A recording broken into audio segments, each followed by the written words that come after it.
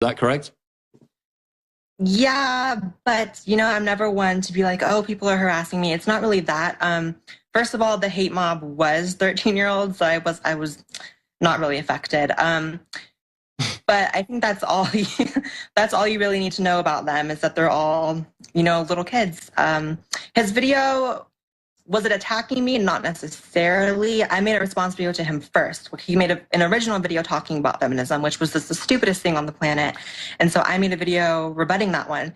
He made another video 2 days ago in which he didn't respond to a single one of my points about feminism. He just responded to like the jokes that I made, which was stupid. So it kind of did just add on that like the same day that Black Lives Matter was descending upon me, all of these 13-year-olds of Onision were too. But again, I wasn't really even thinking about the Onision fans. It was more the Black Lives Matter people who were actually, you know, potentially a threat. Those are the most extreme, exactly. But again, it's a peaceful group while they're, you know, shooting at officers' houses and dropping concrete blocks on their head. They're completely peaceful. Sally Cohn told me, CNN told me. Now, I wanted to switch gears. We've got a few minutes left, but transgender bathrooms, you know, we had the big, massive, months-long debate about the North Carolina bathroom bill. Given that transgender people make up about 0.3% of the population, and I don't really know your take on this, but they make up such a small minority of the population. Why is there such a huge debate over this? Why is it even an issue? Why do you think the left is pushing this? Well, what you're seeing is the politicization of transgenderism, which is so interesting to me. And it's actually one of the main reasons why I started my channel, because I saw what was once, in my mind, just a medical diagnosis suddenly turned into a social justice cause and into, you know, this political game. And as far as the bathrooms go, part of me wishes we could just go back to the days where people didn't know what in the world being trans was, because trans people have been, you know, using the restrooms for as long as they've been around. I think that both sides were kind of dumb on that issue. I think that on one side, there was definitely some rape hysteria coming from the super far right. And on the left-hand side, there was basically like really weird pushes for like gender neutral bathrooms, which most trans people don't even want. Most trans people just identify as one or the other. They don't identify as genderless and something in between. So to me, it was just a big cluster F of things that I didn't even have too strong of an opinion on either way. So again, it's the left kind of appropriating the narrative from transgender people and then, again, using them to go after people who they disagree with politically. The point I made was that if somebody wants to identify as a woman, then make the effort to identify as a woman. I mean, you could go in a woman's bathroom at any point, nobody would bat an eyelid. I think the problem lies with the people who just, you know, wishy-washy identify as different people from one day to the next. Yeah. And that's when it becomes a problem, right? Yeah, and I think that's the difference between what I call the Tumblrites, the trenders, and like actual trans people who have had a medical diagnosis and are doing the best with their situation. And the truth is, like you said, if you do make an effort, you should be fine. But it's the people who, like you said, willy-nilly want to go back and forth or say that they're a third gender or whatever. Those people actually, they're co-opting what trans is, and they're actually making it harder for actual trans people. But again, we're such a small percentage of the population. I've never been one to expect some huge dramatic social change to accommodate such a small group, you know? Exactly. Now we're coming up against the break. So in the final minute, Blair, just tell people how they can find your YouTube videos, your Twitter account, etc. Okay, so first of all, my YouTube, which please subscribe. It's youtube.com/BlairWhiteX, and it's an E at the end of Blair. My Twitter is twitter.com/MSBlairWhite, again with an E on Blair. And then other than that, you can just Google me and have fun. Okay, and I'll put this interview up on my YouTube channel so people will be able to see it and share it tomorrow. Blair White, thanks for joining us. Bye. Thank you. Okay, there goes Blair White again. Black Lives Matter is a peaceful group. They don't attack cops. They don't dox people. They don't threaten to reveal their addresses. They don't drop concrete blocks on cops' heads. They don't shoot into cops' home. They don't, you know, put out death threats on Twitter on a minute-by-minute basis. They're completely peaceful. Anyone that says otherwise is a racist.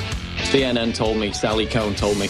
We'll be back with the final segment of the Alex Jones Show Live Stay tuned. Breaking news at Infowars.com. Final segment of the Alex Jones Show. I mentioned this before the break. Washington Times reports Black Vanderbilt professor says Black Lives Matter movement is, quote, pure Marxism. Again, a black professor criticizing the Black Lives Matter movement. I guess she's racist. This is out the College Fix. Black Harvard economist finds no racial bias in officer-involved shootings. The youngest black professor ever to receive tenure at Harvard, and recipient of an economics prize for most promising American economist under the age of 40, has just upended the conventional wisdom on police shootings. There is no racial bias when officers fire on suspects, according to a new study by Professor Roland Fryer. Black suspects are actually less likely to be shot than other suspects. What do you think about that, Mark Lamont Hill?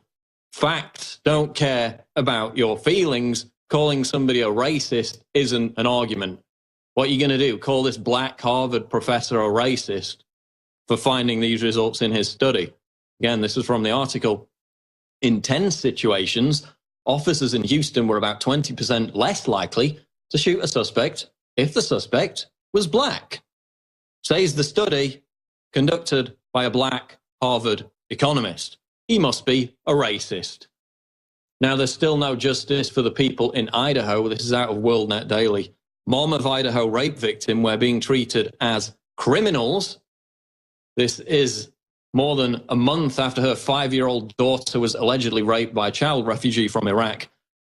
Lanley Shelley of Twin Falls, Idaho, says her little girl is still traumatized by the incident, while local authorities have denied her access to basic documents such as the 911 transcripts, police, and medical reports.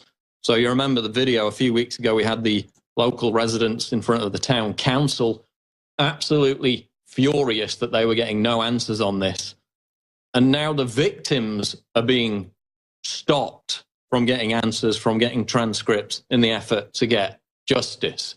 There's something absolutely rotten going on in the town of Twin Falls, Idaho. So we're going to continue to keep on top of that story. Business Insider reports the government may have broken the law with the EU referendum. The government failed to follow its own rules in the way it ran the Brexit referendum, according to a leading constitutional expert who said he agrees with a prominent Eurosceptic lawyer who raised the same point in the House of Commons. Basically, what's going on is they're trying to argue that because the government fear-mongering on Brexit wasn't successful and that the majority of people voted for leave, that means the referendum should be run again. Absolutely ridiculous.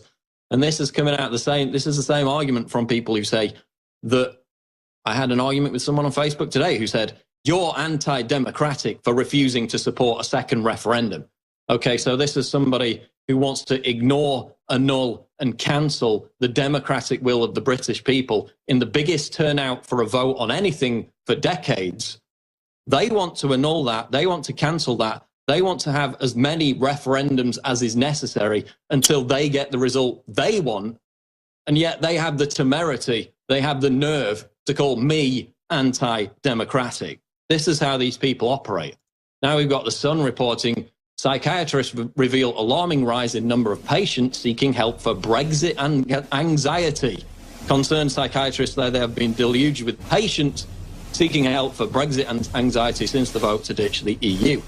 So all the little safe space Trigglypuffs are just melting down and crying because they lost the vote. Again, they're out on the streets trying to annul the democratic will of the British people in the name of love, when in fact they're authoritarian, they're anti-democratic, everything about them should be rejected. And yes, we are going to Brexit.